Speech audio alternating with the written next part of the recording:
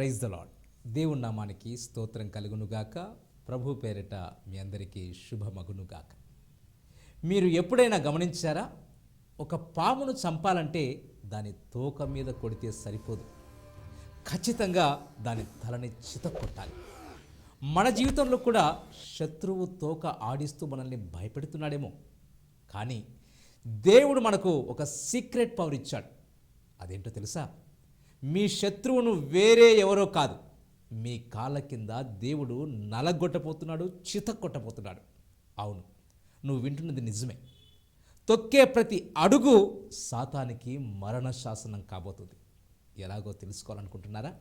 అయితే ఈ వీడియో మీకోసమే. ప్రియమైన దేవుని బిడ్డలారా, ఈరోజు మనం రోమా పత్రిక 16వ అధ్యాయం 20వ వాక్యంలోని అద్భుతమైనటువంటి వాగ్దానం గురించి మాట్లాడుకోబోతున్నాం. సమాధానకర్తయగు దేవుడు సాతానును మీ కాళ్ళ కింద శీఘ్రముగా చితక త్రొక్కించును. గడిచిన వీడియోలో మనం సాతాను తల చిత కొట్టబడిందని తెలుసుకున్నాం. కానీ ఈరోజు ఆ అధికారం నీకు ఎలా ఇవ్వబడిందో, నువ్వు వాడిని ఎలా ఓడించాలో ప్రాక్టికల్గా చూడబోతున్నా. ఇది కేవలం ఒక మాట మాత్రం కాదు, నీ విజయానికి ఒక గ్యారంటీ కార్డు. ఎందుకు మనం దీని గురించి తెలుసుకోవాలి? ఎందుకంటే చాలామంది ఈరోజు అపవాది నన్ను మోసం చేస్తున్నాడు, నా ఆరోగ్యం పాడు చేస్తున్నాడు, నా కుటుంబాన్ని విడదీస్తున్నాడు అని ఏడుస్తూ ఉన్నారు. ప్రేమైన దేవుని బిడ్డలారా, అపవాది నిన్ను మోసం చేసి ఉండవచ్చు, కానీ దేవుని వాక్యం ఏం చెబుతుందో తెలుసా? వాడు ఎవరినైతే తొక్కాలని చూస్తున్నాడు, అదే విశ్వాసుల కాళ్ళ క్రింద, పాదముల కింద వాడు నలిగిపోవాలి. నీ కన్నీళ్లు ఆగిపోయే రోజు దగ్గరలోనే ఉంది అని గుర్తుంచుకో. నీ భయమే నీ విజయానికి పునాది కాబోతుంది. అంతకంటే ముందుగా, ఒక అడవిలో ఒక వేటగాడు తన కుక్కతో కలిసి వేటకు వెళ్ళాడట. దురదృష్టవశాత్తు ఆ కుక్క కాలుకి ఒక పెద్ద గాయమైందట. అది కుంటుతోంది. సరిగ్గా అదే సమయంలో ఒక తోడేలు ఆ కుక్క మీద పడి దాడి చేయబోయింది. ఇక ఆ కుక్క భయంతో ఎటు వెళ్ళలేక వణికిపోతుంది, అటు పారిపోలేక కుంటుతూ ఆగిపోయింది. కానీ ఆ తోడేలు దగ్గరకు రాగానే ఆ కుక్క వెనక నుండి వేటగాడు తన పవర్ఫుల్ గన్తో షూట్ చేసేశాడు. తోడేలు చచ్చిపోయింది. ఇక్కడ మనం గమనించాల్సిన విషయం ఏంటంటే, ఆ కుక్క బలహీనంగా ఉన్న, అది ఎవరికి చెందిందో ఆ యజమాని దాన్ని గెలిపించాడు. ప్రియ సహోదరుడా, సహోదరి, నువ్వు కూడా అనేకమైనటువంటి గాయాలతో, నీ అనారోగ్య సమస్యలతో, అప్పుల బాధలతో, ఇబ్బందులతో కుంటుతూ ఆత్మీయంగా వెనకబడి ఉన్నావేమో. కానీ నీ వెనుక ఉన్న యజమాని అయినటువంటి సమాధానకర్తయగు దేవుడు, ఆయన నీ శత్రువును నీ కళ్ళ ముందే ఖతం చేస్తాడు. ఎలాగో తెలుసా? మన రక్షకుడైన యేసుక్రీస్తు ఎలాగైతే సాతాను యొక్క తల చితక్కొట్టారో, ఆయన బిడలుగా మనం కూడా అదే చేస్తాం. అంటే ఆయనకైన గాయమే మనకు కూడా అవుతుంది, కానీ ఆయన పొందిన విజయమే మనం కూడా పొందుతాం.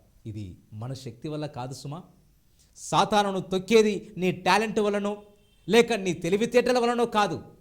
దేవుడే సాతానును మీ కాళ్ళ కింద నలగొడతాడు, చితగొడతాడు. ఇది కేవలం దేవుని కృప వల్ల జరిగే కార్యం. ఎప్పుడు? శీఘ్రముగా, వెరీ సోన్.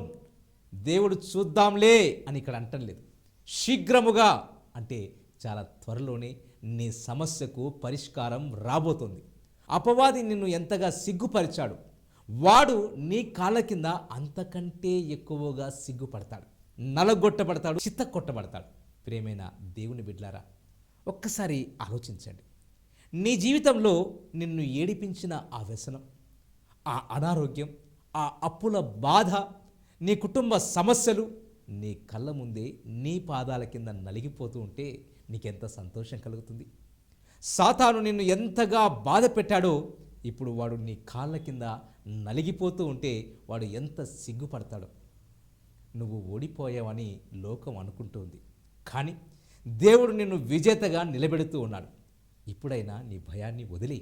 ఇక్కడ మనం గమనించాల్సినటువంటి విషయం ఏంటంటే, నీకు దేవుని మీద అపారమైనటువంటి నమ్మకం, అచంచలమైనటువంటి విశ్వాసము ఉంటే వాయుమండల అధిపతి అయినా, చీకటి సంబంధి అయినా నీ ముందు మోకరించాల్సిందే. ధైర్యంగా అపవాదిని ఎదిరించు. దేవుని వాక్యం సెలవిస్తోంది, అపవాదిని ఎదిరించుడి, అప్పుడు వాడు మీ యొద్ద నుండి పారిపోవును అని. భయపడి ఇంట్లో కూర్చోవద్దు. వాక్యం అనే ఖడ్గంతో ముందుకు వెళ్ళు.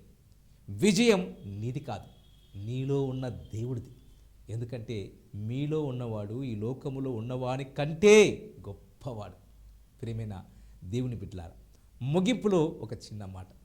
ఒక గ్రామంలో ఒక విష సర్పం ఒక చిన్న బాబును కాటేసింది. ఆ బాబు ప్రాణాపాయ స్థితిలో ఉన్నాడు. ఆ బాబు తల్లి ఆ పామును చూసి భయపడలేదు.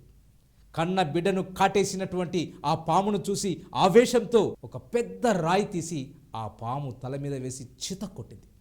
ఆ తల్లికి పాము అంటే భయం ఉండొచ్చు, కానీ బిడ్డ మీద ఉన్నటువంటి ప్రేమ ఆ భయాన్ని పోగొట్టింది. దేవుడు కూడా నిన్ను అంతగా ప్రేమిస్తున్నాడు. నిన్ను వేధిస్తున్నా, నిన్ను ఇబ్బంది పెడుతున్నా ఆ పాముని అనగా సాతానుని ఆయన ఏమాత్రం వదిలిపెట్టడు.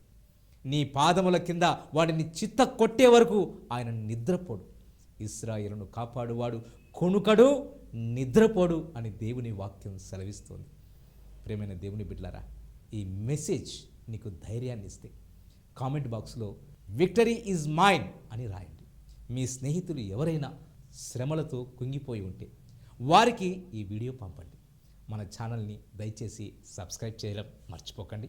ఈ వాగ్దానం దేవుడు మీ జీవితంలో నెరవేర్చునుగాక. ఆమేన్. God bless you. అందరం కలిసి ముగింపు ప్రార్థనలో ఏకీభవిద్దాం. దయచేసి నాతో పాటు ప్రార్థనలో ఏకీభవించండి. ప్రేమగల మా పరలోకపు తండ్రి, ఈ వీడియో చూస్తున్న ప్రతి బిడ్డను బట్టి మీకు స్తోత్రాలు, వందనాలు నాయన. ఈరోజు ఎందరో బిడ్డలు సాతాను పెడుతున్న శోధనలతో, వాడు వేస్తున్న నిందలతో కృంగిపోయి ఉన్నారు తండ్రి. కొందరు అనారోగ్యంతో, కొందరు అప్పుల బాధతో, మరికొందరు కుటుంబ సమస్యలతో నా జీవితం ఇంతేనా, నేను గెలవలేనా అని కన్నీళ్లు పెట్టుకుంటున్నారు ప్రభువా. నీ వాగ్దానం సెలవిస్తోంది కదా, సమాధానకర్తయగు దేవుడు సాతానును మీ కాళ్ళ కింద శీఘ్రముగా చితక త్రొక్కించును అని. అవును తండ్రి, ఈ బిడ్డలను భయపెడుతున్న ఆ అంధకార శక్తులను ఇప్పుడే యేసుక్రీస్తు నామములో గద్దిస్తున్నాను. వారి మడిమెకు గాయమై ఉండవచ్చు, వారు నడవలేక ఆత్మీయంగా కుంటుతూ వెనకబడి ఉండవచ్చు, కానీ విజేతమైన నీవు వారి పక్షాన ఉన్నావని వారు గ్రహించేలా చేయండి తండ్రి. మా ప్రభువా, ఎవరినైతే సాతాను తొక్కాలను చూస్తూ ఉన్నాడు, అదే సాతానును వారి కాళ్ళ కింద నీవు చితకొట్టపోతున్నందుకు కృతజ్ఞతలు తండ్రి, స్తోత్రాలు చెల్లిస్తున్నాను నాయన. ఈరోజే వారి కన్నీళ్లు తుడవండి, వారి భయాన్ని తీసివేసి నీ జయాన్ని వారికి ప్రసాదించండి నాయన. ఈ వీడియో చూసిన ప్రతి ఒక్కరి జీవితంలో ఒక అద్భుతము జరుగునుగాక. వారు నీ సాక్షులుగా నిలబడాలని జయమునిచ్చే నజరేయుడిని యేసుక్రీస్తు నామమున ఈ ప్రార్థన సమర్పిస్తున్నాము తండ్రి. ఆమేన్. Praise the Lord. దేవునికే మహిమ కలుగునుగాక. ఆమేన్.